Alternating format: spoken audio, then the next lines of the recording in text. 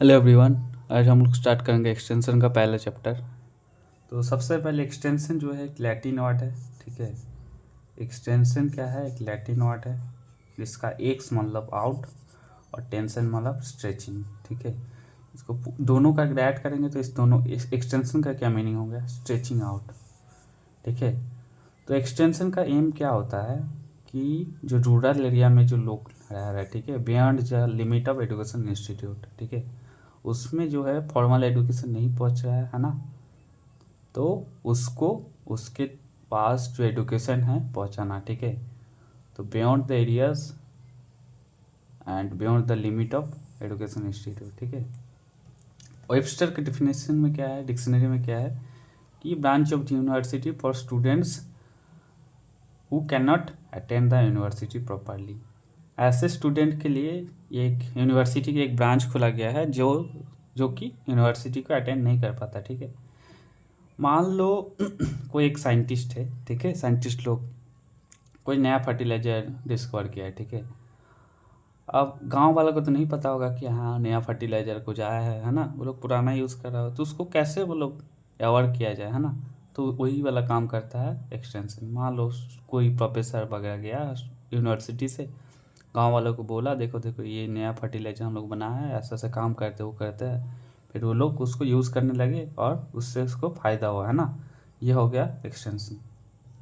Extension का जो synonym है डिफरेंट कंट्री में अलग अलग है ना, अलग अलग कंट्री में एक्सटेंशन को अलग अलग चीज़ बोला जाता है। सबसे पहले डच या नेदरलैंड में, ठीक है, बोर्ड लीचिंग बोलते हैं, ठीक है। तो लाइटिंग द पाथवे, ठीक है। इसको हम लोग कैसे याद कर सकते हैं? जैसे मान लो डच या नेदरलैंड के लोग जो है बूढ़ के पीछे पागल हो गया, है ना। बूढ़ लीचिंग वालों बूढ़ को चाटने के लिए पागल हो गया। अब उसको दिशा दिखा रहा है, लाइटनिंग द पाथवे, तो उनको पाथ दिखा रहा है हम लोग, है ना, तो इसलिए उसको बूढ़ लीचिंग बोलते हैं। स्पेन में जो है कैपेसिटेशन, कैपेसिटेशन मतलब ट्रेनिंग देना, है ना। स्पेन में सबको कैपेसिटेशन यहाँ पे ट्रेनिंग दिया गया है, ठीक है, ठीक है। बार्लिंग जर्मनी है, ठीक है। जर्मनी में क्या हो गया था, एक दीवार बीच में खड़ा कर दिया था, है ना। जो ईस्टर्न और वेस्टर्न जो जर्मनी है, ईस्टर्न वाला इसके पास था, अमेरिका के पास था, वेस्टर्न वाला उसके रसिया के पास था, तो दोनों के बीच में मतलब दीवार खड़ा कर दिया गया था, बेड़ा। दीवार को हम लोग बेड़ा भी बोलते हैं बंगाली में, तो बेड़ाटंग, इसीलिए इसका नाम हो गया बेड़ाटंग, है ना। बेड़ाटंग मतलब एडवाइजरी वर्ड, दोनों को एडवाइजरी देगा। और इसके अलावा एक और चीज़ उसको जर्मनी में बोला जाता है अफुक लड़ूंग, अफुक लड़ूंग।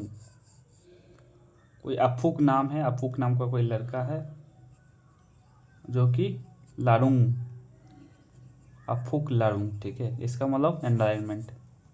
उसके बाद फ्रेंच में क्या है, फ्रेंच में बहुत गाली वाली सब देता है, वल्गराइजेशन, इसलिए चुप, उसका गाली जो है समझ में नहीं आता, ठीक है, इसलिए उसको सिंप्लीफाई कर दिया गया, वल्गराइजेशन को सिंप्लीफाई कर दिया गया।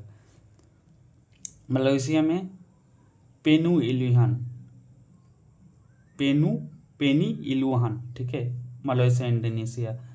इसमें पेनू इलियन क्या है, पेनिस जो है, पेनिस पे टॉर्च लगा लिया है ना, इसका हम लोग ऐसे याद कर सकते हैं, पेनिस में टॉर्च लगा है, इसलिए पेन इलुहान, पेन इलुहान, इलू मतलब लाइट और पेनिस इलुहान, ठीक है। थाईलैंड में क्या है, थाईलैंड में लाओ में वो लोग गाना गा कर समझाता है, ठीक है, इसलिए उसको बोलते हैं सॉन्ग स्वयं, सॉन्ग स्वयं से वो लोग प्रमोट करता है। अरबिक में क्या है, एक लोग है अलरसत, जो कि सबको गाइड करता है, अरबिक में अलरसत। पर्सिया में क्या है, तबीज पहन लेता है और प्रमोट करता है ना, इसलिए तरबीज और गोस्तरेस। और ऑस्ट्रिया में मतलब फर्दरिंग, और फर्दर जाकर ये लोग समझाता है, इसलिए फर्दरिंग बोलते हैं। और कोरिया में रूरल गाइडेंस, रूरल लोगों को गाइडेंस देता है, ठीक है। तो डच लोगों में क्या करते हैं, डच लोग क्या करते हैं, बूढ़ लीचिंग करता है, ठीक है। स्पेनिश में क्या करता है, कैपेसिटेशन ट्रेनिंग देता है। जर्मनी में बेड़ा लगा देता है, इसलिए बेड़ा टंग और अफुक लड़ूंग। फ्रेंच में क्या आता है, वल्गराइजेशन। मलेशिया में पेन इलुहान, ठीक है। थाईलैंड में गाना वाना गाता है, सॉन्ग स्वयं। अरबिक में अलर्सत। और पर्सिया में तबीज पहन लेता है, इसलिए तरबीज गोस्तरेस। और ऑस्ट्रिया में फर्दरिंग और कोरिया में रूरल गाइडेंस।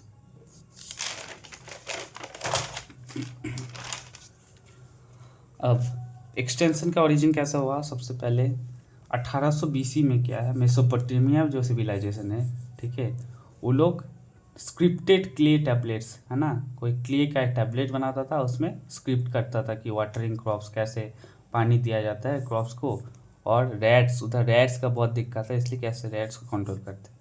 सबसे पहले 1800 BC में मेसोपोटामिया में, ठीक है।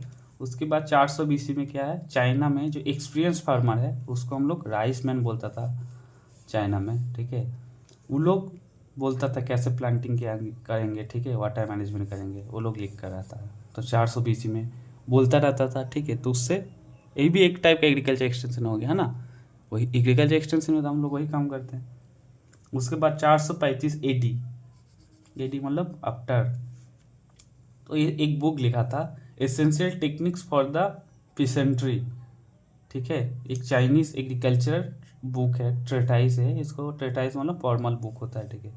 तो एसेंशियल टेक्निक्स फॉर द पीसेंट्री, तो 435 में। उसके बाद मॉडर्न एग्रीकल्चर एक्सटेंशन कहाँ से स्टार्ट हुआ, मॉडर्न एग्रीकल्चर एक्सटेंशन जैसे आयरलैंड में, है ना, आयरलैंड में क्या हुआ था, 1845 में क्या हुआ था, ग्रेट पोटैटो फेमाइन हुआ था, ठीक है। उसके बाद जो गवर्नमेंट है वो नर्चर मतलब हिल गया, है ना, इतना लोग मर गया। इसके बाद गवर्नमेंट जो है टीचर्स को विलेज में भेजने लगे, है ना, और प्रमोट करने लगे, ऐसे तुम लोग खेती करो, ऐसी ये इससे बीमारी हो सकता है, इससे बीमारी से ऐसे बचा जाएगा, ठीक है।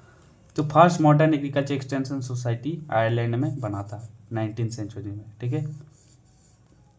उसके बाद इटिनरेंट एग्रीकल्चर टीचर्स, इटिनरेंट मतलब travelling from place to place, ठीक है। इसको वंडर लहरर, ये जर्मन वर्ड है, वंडर मतलब ट्रेवल, है ना, लहरर मतलब टीचर, जो टीचर ट्रैवल करता था, एक जगह से दूसरे जगह पे जाता था और सबको समझाता था, ठीक है। तो ये क्या, वेस्टर्न प्रूसिया मतलब जर्मनी, वेस्टर्न जर्मनी में ये लोग सबसे पहले जो वंडर लहरर टीचर है उसके बारे में उसका मतलब चल हुआ, है ना। अब आता है ओरिजिन ऑफ एक्सटेंशन एजुकेशन। 1840 में सबसे पहले जो यूनिवर्सिटी एक्सटेंशन है ना, यूनिवर्सिटी एक्सटेंशन टर्म जो है ब्रिटेन में यूज़ किया गया, ठीक है, to extend knowledge and to rest of the farmer. University extension 1840 में ब्रिटेन में यूज़ किया गया। और 1867-68 में जो है जेम्स स्टूअर्ट, है ना, वो ट्रिनिटी कॉलेज में काम करता था कैम्ब्रिज इंग्लैंड में, और वुमेंस कहाँ काम करता था, women's association men's working club में, ठीक है। इसको क्या बोलते हैं हम लोग, फादर ऑफ यूनिवर्सिटी एक्सटेंशन, ठीक है। तो ये वाला सिस्टम अडॉप्ट किया गया था सबसे पहले 1873 में कैम्ब्रिज यूनिवर्सिटी में, 1873 में। उसके बाद लंदन में 1876, उसके बाद ऑक्सफोर्ड में 1878, ठीक है। तो जेम्स स्टूअर्ट इसको फादर ऑफ यूनिवर्सिटी एक्सटेंशन बोला जाता है। यूनिवर्सिटी एक्सटेंशन सबसे पहले कहाँ स्टार्ट हुआ था, कैम्ब्रिज में 1873, ठीक है। और यूनिवर्सिटी एक्सटेंशन टर्म सबसे पहले कौन, 1840 में ब्रिटेन में दिया गया। तो इसमें हम लोग 1840 में ब्रिटेन में यूनिवर्सिटी एक्सटेंशन टर्म दिया गया। एक्सटेंशन जो टर्म है ना, वो सबसे पहले कौन दिया था, वुड इस सबसे पहले दिया था। और 1866 में इंग्लैंड में टर्म जो एक्सटेंशन है यूज़ किया गया था। और एक्सटेंशन एजुकेशन सबसे पहले कहाँ स्टार्ट हुआ था, कैम्ब्रिज यूनिवर्सिटी में 1873 में, ठीक है। और फादर ऑफ एक्सटेंशन एजुकेशन किसको बोलता है, जेपी लिगन्स को बोलते हैं। Father of university extension James Stuart, ठीक है। और father of extension in India किसको बोलते हैं, Ken Singh. Father of extension work in USA किसको बोलते हैं, सीमन एनअप। और इसी को मेथड डेमोन्स्ट्रेशन का भी फादर बोलता है, ठीक है, फादर ऑफ मेथड डेमोन्स्ट्रेशन। अब रूरल एक्सटेंशन वर्क यूएसए में रूरल एक्सटेंशन वर्क बोलते हैं स्टार्ट हुआ था, और एक्सटेंशन एजुकेशन इंग्लैंड में हुआ था। नाउ अब आते हैं historical development in extension education other country. सबसे पहले यूएसए का देख लेते हैं, ठीक है। यूएसए में क्या दिक्कत हो रहा था, जो खेती में वो लोग प्रॉफिट नहीं हो रहा था, ठीक है। तो फार्मर है इसलिए गांव को छोड़कर जा रहा था, ठीक है, सिटी में जा रहा था, और खेती वगैरह छोड़कर सिटी में जा रहा है। इंडस्ट्रियलाइजेशन स्टार्ट हो गया है ना यूएसए में। तो सब लोगों को देखा कि इंडस्ट्री में ज़्यादा पैसा है, तो उधर जॉब करने चला जा रहा था, सिटी में जा रहा था, गांव के गांव खाली हो गया। और एग्रीकल्चर जो है बहुत वीक होते जा रहा था, है ना, एग्रीकल्चर में प्रॉफिट भी नहीं हो रहा था। तो एग्रीकल्चर सिस्टम अगर ध्वस्त हो जाएगा तो उस कंट्री में खाना बना कैसे खाएगा सब लोग अगर फैक्ट्री में काम करे तो खाना कैसे खाएगा। तो जो फार्मर है उसको एडुकेट करने के लिए और रूरल लाइफ को अच्छा बनाने के लिए यूएसए ने एक्सटेंशन एजुकेशन स्टार्ट किया। सबसे पहले जो है फिलाडेल्फिया में 1783-85 में एक स्कूल एजुकेशन सिस्टम स्टार्ट हुआ है ना रूरल एरिया में। उसके बाद बर्कशायर एग्रीकल्चर सोसाइटी में स्टार्ट हुआ 1811 में। फिर जाकर यूएस एग्रीकल्चर सोसाइटी 1852 में। तो सबसे पहले फिलाडेल्फिया में 1785 में आउट ऑफ स्कूल एजुकेशन है ना एक स्टार्ट किया था। फिर बर्कशायर में स्टार्ट हुआ 1811 में। फिर यूएस एग्रीकल्चर सोसाइटी 1852 में, ठीक है। तो 1785 में हुआ, फिर 1811 में हुआ, फिर 1852 में हुआ, ठीक है। अब 1863 में क्या हुआ, काउंटी कमीशन बना है ना जो प्रेसिडेंट रूजवेल्ट बनाया था to stop migration of people to cities, ठीक है। तो सब लोग सिटी शहर चला जा रहा था, उसको माइग्रेशन कम करने के लिए प्रेसिडेंट रूजवेल्ट क्या किया, काउंटी कमीशन बना। और 1862 में यूएसडीए, जैसा हम लोग का मिनिस्ट्री ऑफ फार्मर है ऐसे ही उन लोग का USDA, United states department of agriculture, ठीक है। ये बना रिसर्च के लिए और फार्मर को सपोर्ट करने के लिए। 1862 में यूएसडीए बना और 1863 में क्या बना, काउंटी कमीशन, ठीक है।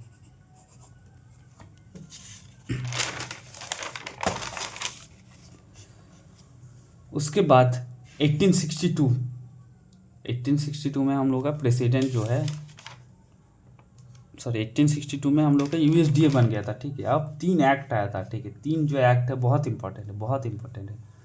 सबसे पहले मोरिल एक्ट, उसके बाद हैच एक्ट और उसके बाद लेबर एक्ट, है ना। MHL, मोरिल, हैच और लेबर। मोरिल एक्ट क्या हुआ था, 1862 में आया था, ठीक है। उसमें जो क्या है, अब्राहम लिंकन के टाइम में, ये वाला प्रेसिडेंट के टाइम में, तो उससे क्या हुआ था, लैंड ग्रांट कॉलेज, है ना। तो कॉलेज केम इनटू एग्जिस्टेंस, जैसे हम लोग एग्रीकल्चर कॉलेज है ऐसे ही इस टाइप का बोल सकते हैं, land grant college came into existence, ठीक है। उसके बाद हैच एक्ट आया था 1887 में। उसका बाद क्या हुआ, एक्सपेरिमेंटल स्टेशन, जैसे हम लोग का केवीके है, ठीक है। तो एक्सपेरिमेंटल स्टेशन चालू किया जहाँ हम लोग नया सीड हो गया, नया फर्टिलाइजर, उसको ये लोग एक्सपेरिमेंट करता था। 1914 में क्या हुआ, लेबर एक्ट आया, है ना, जिससे क्या हुआ, cooperative extension service in all state start हो गया, ठीक है। तो सबसे पहले क्या, मोरिल एक्ट आया 1862 में, ठीक है। लैंड ग्रांट कॉलेज आया एग्जिस्टेंस में। उसके बाद हैच एक्ट आया, हैच एक्ट मतलब एक्सपेरिमेंटल स्टेशन के लिए आया। 1914 में आया लेबर एक्ट, जिससे कोऑपरेटिव एक्सटेंशन सर्विस स्टार्ट हुआ।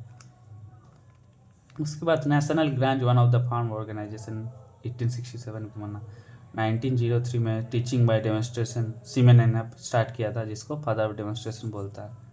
और 1904 में seat constant by professor Holden, ये वाला इंपॉर्टेंट है, professor Holden seat constant start किया था। उससे क्या किया था, लोआ में, इसमें क्या होता था, वो लोग सीट भी लेकर आता था, ठीक है, और उसमें टीचर भी रहता था। तो गांव में ट्रेन से वो लोग जाता था, एक गांव में उतरा, फिर उनको सीट डिस्ट्रीब्यूट किया और उसको नॉलेज दिया, ये वाला ऐसा लगाएंगे, ये फिर इसको बोलते हैं सीट कॉन्स्टेंट।